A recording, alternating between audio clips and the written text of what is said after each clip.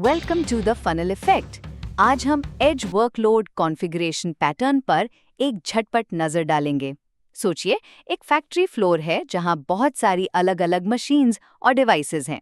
अब इन सब के सॉफ्टवेयर सेटिंग्स यानी वर्कलोड कॉन्फ़िगरेशंस को मैनेज करना, स्पेशली जब उन्हें बार-बार अपडेट करना पड़े, ये काफी मुश्किल हो सकता है।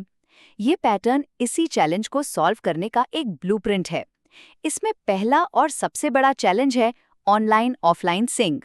देखिए, एज डिवाइसेस को क्लाउड से बिना कनेक्शन के भी काम करना होता है, तो कॉन्फ़िगरेशंस का ऑफलाइन एक्सेस जरूरी है। इसे आप एक रेस्टोरेंट चेन की तरह समझ सकते हैं। हेड ऑफिस यानी क्लाउड अपनी सभी ब्रांचेस को एक नई रेसिपी भेजता है। अब वो रेसिपी ब्रांच में तब भी अवेलेबल होनी चाहिए जब इंटरनेट ना चल रहा हो, राइट? और जब कनेक्शन वापस आए तो क्लाउड और एज के बीच हुए चेंजेस को बिना किसी कॉन्फ्लिक्ट के सिंक करना ये एक बड़ी चुनौती है।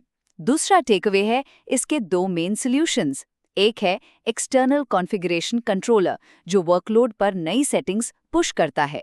ये तब यूज होता है जब आप वर्कलोड के सोर्स कोड को बदल नहीं सकते। और दूसरा है इंटरनल कॉन्फ़िगरेशन प्रोवाइडर। यहाँ वर्कलोड खुद ही कॉन्फ़िगरेशन प्रोवाइडर से अपनी सेटिंग्स पुल करता है। ये तरीका ज्यादा सेल्फ कंटेन्ड है। और आखिर में हर बदलाव की ट्रैकिंग बहुत जरूरी है।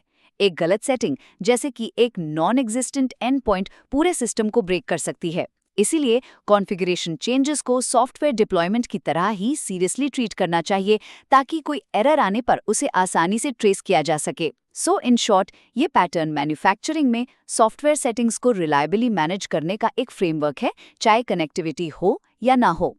Thank you for watching The Funnel Effect, and for detailed information visit The Funnel Effect.